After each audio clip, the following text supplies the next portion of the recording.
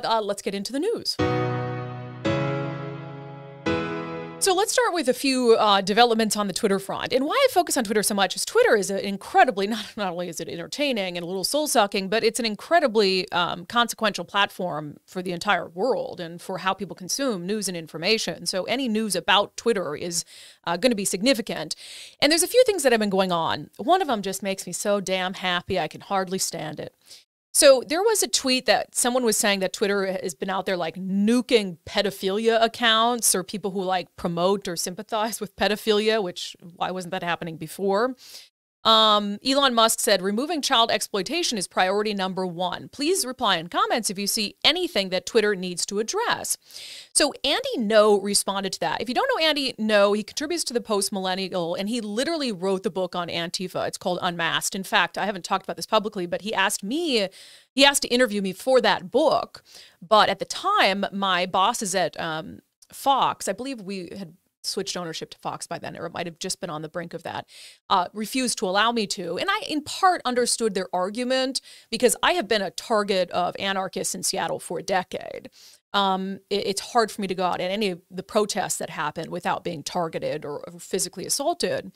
And so their logic was that they thought, since Andy No is like enemy number one for Antifa, they thought by me participating in the book or being quoted in the book, it would make me even more of a target and put me even more in danger. And so I kind of understood that, but they refused to let me participate in what has become a New York Times bestseller, Unmasked.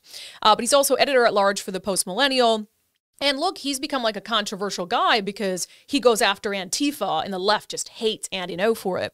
But he responded to Elon Musk and said a large number of Antifa accounts operate on Twitter to promote riots, give tips on how to commit violent crimes, and post names, photos, and addresses of targets, plus their family members. And Elon Musk immediately responded to that and said incitement to violence will result in account suspension.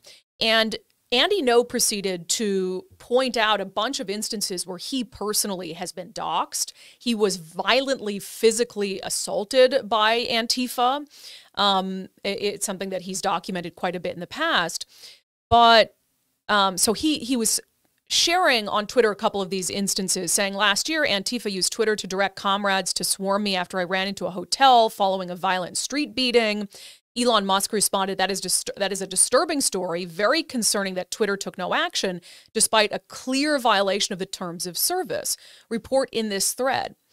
So I'm going to get into more of this in a second, but the reason this just pleases the hell out of me is Antifa, and okay, first pause. Let's talk about the phrase Antifa, because technically it stands for anti-fascist, which isn't a bad thing, right? And that's the argument we'll always hear is, why are you against Antifa? It stands for anti-fascist. Well, Antifa is a name co-opted by anarchists and anarchists that stand for violence and vandalism.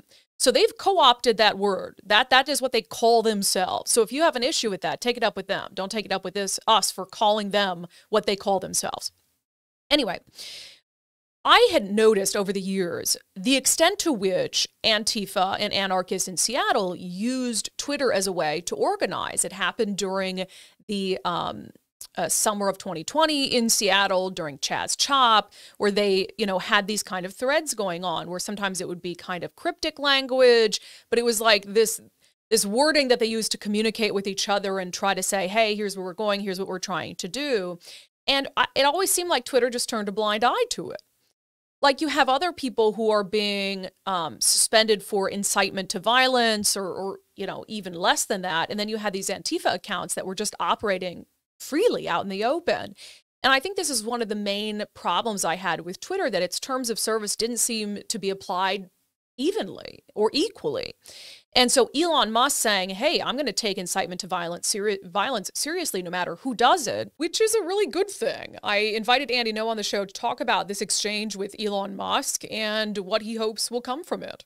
Andy, welcome to Undivided. Thanks for being here. My pleasure. Thanks for having me on. Did you expect Elon Musk to respond so quickly to your concern that you raised? I didn't because everyone has been tagging Elon Musk for a number of months now, actually, and I was really shocked that he did acknowledge finally, something that I've been trying to raise attention to those who are higher up at Twitter, that that platform is the primary platform that are used by far left violent extremists to organize, promote violence, and then to raise funds for um, criminal suspects if they happen to be arrested and face, a prosecution process. So over the years, and I mentioned this before we got started, but you did literally write the book on Antifa. And I don't know that there's a journalist in the world who covers that element more closely than you do. What had been your experience pre-Elon Musk owning Twitter when you were threatened on Twitter, or when you saw people trying to use Twitter to organize acts of extremism? What had been your experience with the platform? Well, I'm so glad I'm speaking with you now because I did write about in my book a little bit about what happened to you back in 2020 in Chaz. So what happened to me was basically just a more intense version of what happened to you. Um, so the threats started off online on social media, things like "you better stop coming," and I ignored most of it because I was naive. This was years ago. I was naive at that time, thinking that I have a First Amendment right to document these activities that are happening in public, and these are branding themselves as protests, and protests um, are meant to bring attention to something. And so I kept going out until eventually I was beaten, hospitalized, and then I've been attacked since then as well. But the role of Twitter is really critical, and this was something that I actually heard with my own ears when I was underground, which is that mutual aid, this is a quote, mutual aid cannot happen without Twitter. And so when one, because the platform can allow people to make accounts anonymously, and then because a lot of these people know who they are in real life, they're already connected to certain Discord servers or signal chat groups where new accounts can be amplified, where flyers, digital flyers are disseminated, telling people when and where to show up. And there are usually dog whistles of things about violence, such as remember to block up, which is to wear head to toe black, cover your faces, bring riot gear, and they'll have various symbols of Antifa. Usually they avoid doing things that are explicitly Antifa and branding a logo, and I think they do that because they're afraid of maybe federal RICO charges or conspiracy charges. So they, in terms of the branding, often keep it more vague, but not always. Um, and then during the course of rioting as well, or the direct action or protest, whatever you want to call it, real time on social media, they will have a whole brigade of people giving live updates. They're listening to the police radio calls, they're listening to they're keeping a good eye on, and they have people physically out in different locations, letting people know on Twitter, this street there are police, that street has police, stay out, go this way to avoid being kettled. So in real time, Twitter is used also then to for them to escape from being arrested in the course of carrying out their riotous activities.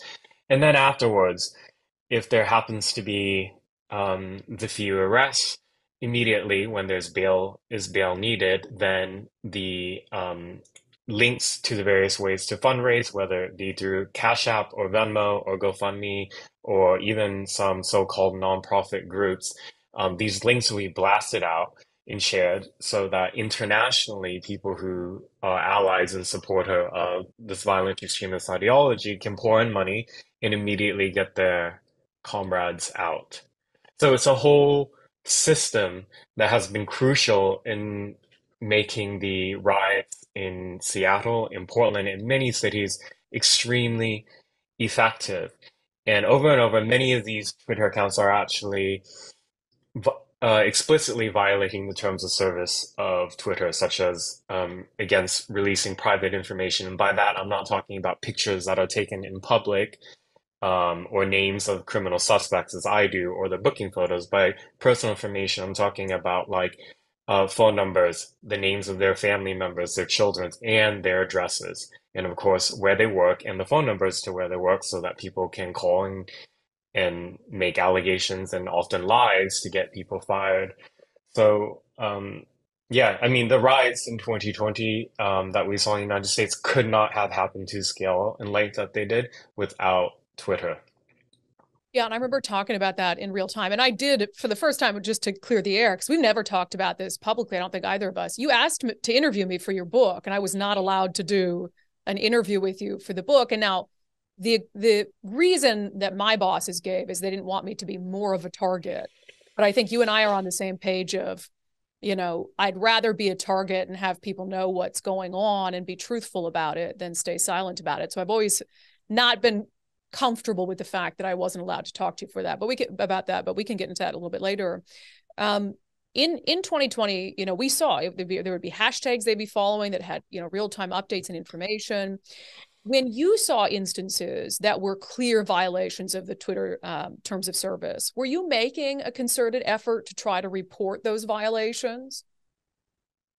I was, but the thing is, the Antifa accounts they wised up very quickly about being reported. So what they would often do is they have developed these mass blocking scripts that can run through and will block, let's say they enter my name and everybody who's following me, all 1 million followers, or at that time it would have been a few 100,000, would be automatically blocked. That means then when, for example, if I happen to bring attention to a tweet, the URL, and post it on Twitter, people wouldn't be able to report it because you go to the account and you've already been blocked. So you cannot even report it as easily. There's another way to do that, which means going on to on the desktop and logging into Twitter's has a separate reporting form. It's more complicated and most people just won't do it. So a lot of the posts that, in my opinion, would be violating terms of service and would likely have been removed just weren't reported. And yeah, and they're very good at keeping their communities insular as well, also for that reason. And another thing I forgot to mention earlier is about the role of Twitter and also identifying the real-time locations of targets they want people to either actually assault or prevent from documenting events. I've seen it happen with you and other journalists, and of course myself, to say, hey, this person is here, that, and they will often actually explicitly call for their cameras to go and destroy the camera, break the camera, or somehow prevent them from observing and documenting the activities that are happening. So do you think that when we're talking about Twitter and changes pre Elon Musk and post Elon Musk, do you think that Twitter didn't take Antifa threats of violence or incitement as seriously as other people like the individuals who participated in January 6th? Or was it just that Antifa was using Twitter in a smarter way? I think it's a combination of both, but probably the far left and Antifa were able to be better at organizing on Twitter because they were allowed to. In certain contexts, Twitter has shown itself to be very, very effective at content moderation. So around 2013, 14, 15, when hundreds and potentially thousands of people in the West were being radicalized and recruited for the Islamic State through Twitter, actually. That's where a lot of these contacts were being made. A lot of the propaganda and videos and content was posted on Twitter at that time. Twitter eventually, under pressure, was very good at removing all of that and being very quick to do it. So there's already a precedent to show that they can do it. And then, of course, when it comes to right-wing violence or right-wing extremism, that is talked about or promoted on Twitter, that is all shut down. And so they obviously have the means to do it, I think. And also, when it comes to even like removing disinformation with so-called misinformation or disinformation about COVID, that was shut down very quickly. But false claims around various police officer involved shootings of people, lies that were used to incite violence, that was kept up. And so I think it came down, in my opinion, to likely, within the personnel and staff of Twitter having an ideological bias that allow them to look the other way and not view the seriousness of the threat that comes from left-wing political violence extremism. Yeah, it sounds like, and I agree with you. It feels like Twitter had the capacity to squash that kind of chatter in 2020 if they had the willingness to do it. Yeah, and it's not like in the end that nobody was victimized. We had neighborhoods burnt down. We had police departments that were relentlessly under violent attacks and arson attacks day after day after day. We had people who were maimed. We had journalists who had their cameras destroyed, who were injured in other ways. We had people who were hospitalized, and then we also had um, it became deadly in Portland as well. People keep overlooking, you know, what really irritates me is that the mainstream press is very quick to describe the 6th of January as a deadly rioting or deadly insurrection, or whatever you want to use, but they use, the adjective deadly, which is accurate. People did die that day, but they don't use that to describe the riots that was deadly in Portland, for example. They still use euphemisms such as racial justice protests. That's how I often see it in the paper or record. And the framing of this stuff is actually really important because, I mean, this is going more at an aggregate level, but it's what I've seen. And then, in the criminal justice system, in the rare times that there are prosecutions, and when there's a jury, the people are not really informed on actually what happened in 2020 because of the euphemisms that were used to describe the violent, deadly riots in the United States that year. The CNN fiery but mostly peaceful headline is one I'll just never be able to get past. It's a good example of that. So, in the day after Elon responded to you on Twitter, you were posting a couple tweets saying that there had been some Antifa connected accounts that were suspended. Do you believe that's a result of Elon Musk seeing your tweet and taking action, or just a coincidence? I wouldn't know for sure either way, but I take Elon at his word because I asked him like, well, what can we do to to bring this to Twitter's attention when there are all these accounts that do inciting violence, calling for violence, etc. And he said for now, his response on summarizing it to just post here in this thread, which is what I've still been continuing to do now for days on end now, and many of them have been suspended. I always bring receipts, but some of them haven't. So I don't really know what the decision-making process is behind that. It's just I'm just trying my best to show that there are numerous accounts that have for years been able to get away with incitement to violence and calls for murder. And here's the proof, here's the evidence. How worried are you, though, that this is going to put even more of a target on your back? And is it already? What have you seen or heard since this exchange with Elon happened? Yes, of course I'm worried. Anytime that my name is trending on Twitter, it usually corresponds with threats on my life or those around me. I have received a threat already, and it referenced specifically the brief communication with Elon and also my tweets about Antifa, and I have referred that to law enforcement. Um, it's it's something I think about every day just because I have paid a very, very heavy price for the beat that I've chosen to focus on. And sometimes it feels actually very isolating too, because I mean, for years, I was um, trying to bring attention to all the ways that these accounts organize on Twitter, and I was, ignored essentially. Reports made would come back either as not a violation of Twitter, shockingly, or nothing would happen.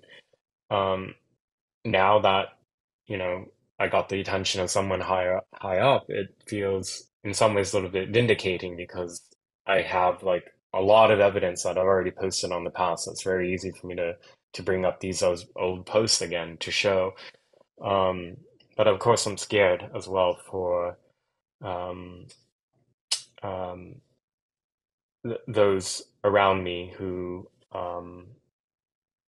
yeah, I mean, we're dealing with, the violent extremists that I seek to expose. Often, many of them have nothing to lose, and so, um, yeah, this is it's it's been a very heavy punishment. And then, of course, then on the whole media side, And so, what people are posting online are lots of smears to try to ruin my reputation, to make me appear as somebody who is far right extremist, a neo-Nazi, or unreliable, or a liar. And I mean, I've been dealing with that from like the minute that I became a semi-public figure when I was beaten in 2019. It was actually really surreal because I was still in the hospital and I was seeing how all these blue checkmark journalists, how they were describing me not as the victim of a really serious assault that led to a brain hemorrhage, but rather somebody who's a provocateur who brought it upon himself. So I guess a lot of this is really kind of, more of the same, but it's still um, it's it it's still scary. Yeah. You know, it's hard to watch the mainstream media pick and choose which acts of violence against journalists are fine and which are something that they need to, explode over. And the mainstream media has completely ignored attacks on you, threats against you, because they don't like your perceived political affiliation, I guess. What do you think? I mean, what impact does that have? I know you spoke about it a little bit there, but I mean, what do you attribute that to, I guess? The mainstream media just completely turning a blind eye to some of what's happened to you. I think it shows me how corrupt much of the mainstream media has become. I think there's a certain uh, ideological infestation that has come out from a lot of these communication and journalism programs. So you see, well, you see I mean, you just look at the Twitter accounts of journalists who work in legacy media and papers or records, and you see what they say. You can see their bias, and that's reflected in their reporting. And so for me, Andy is seen as somebody that's not just unsympathetic, but must be silenced, actually. And it's a lot of journalists who, many of them are, um, particularly in the online news types, are in communication with the Antifa accounts. They get their intel from them, they get many, even narratives. And so, yeah, the goal is to isolate us one by one, and by us I'm referring to people who, people like me are often independent or part of small conservative media, and we don't have the institutional backings to really often withstand the type of pressure that they face on us to really destroy us, right? Make us actually literally unsafe, physically attacked, and then at the end of the day, like deplatformed quite often. It's it was really sad to me. For example, I've been a member of the Society of Professional Journalists for several years, and I reached out to the Oregon chapter where I'm a paying member when I was severely beaten in May of 2021 in the course of doing some undercover field observation in Portland, and they never even responded to my email.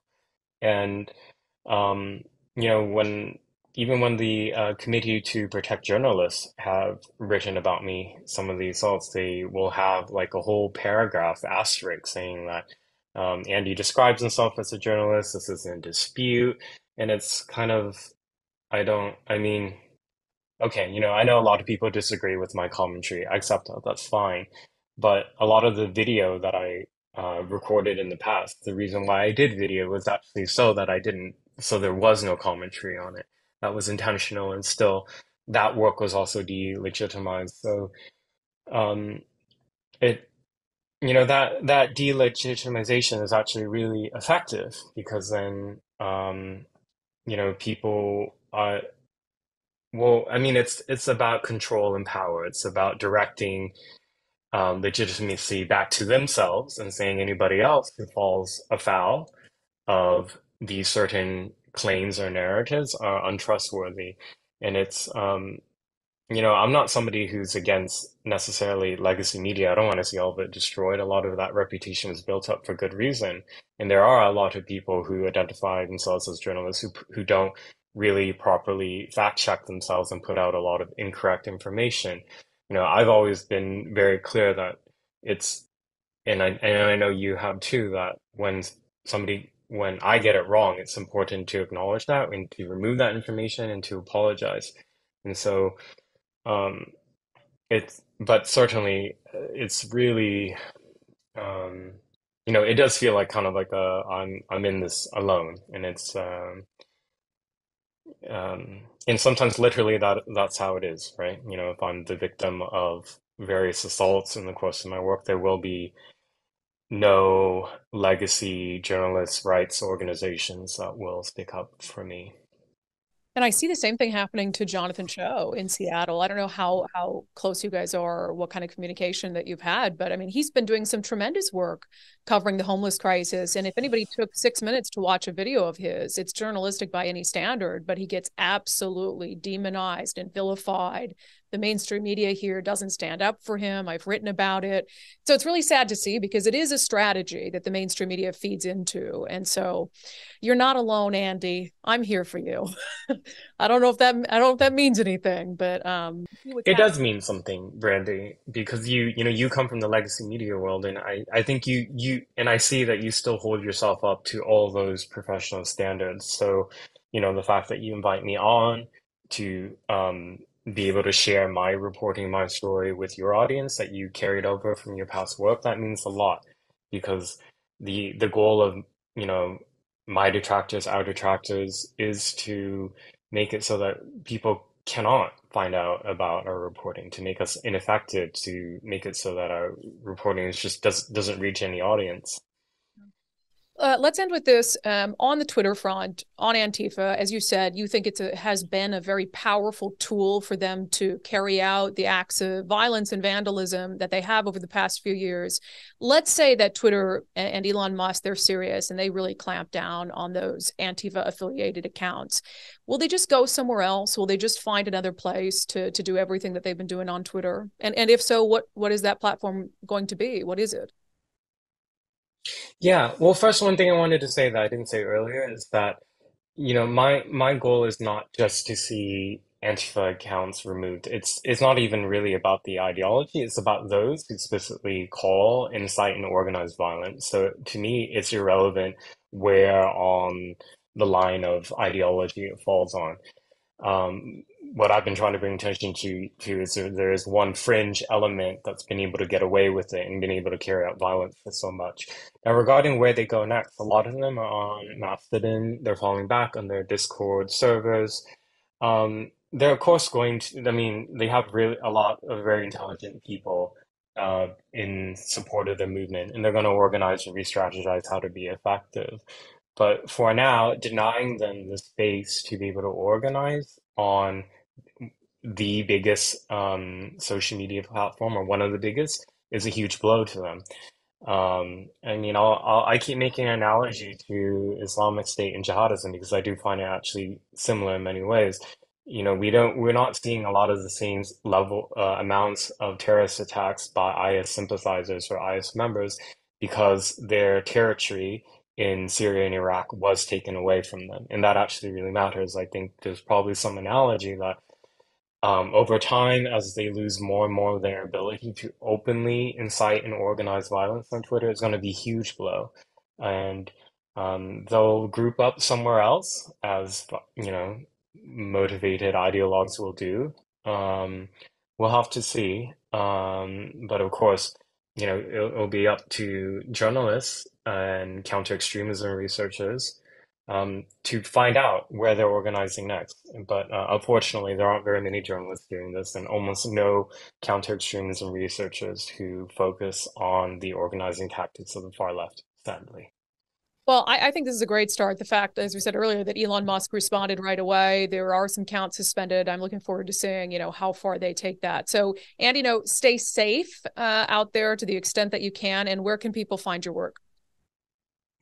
Andy-ngo.com. All right. Well, hey, we appreciate it. And we'll have you back on. Okay. Thank you so much, Randy.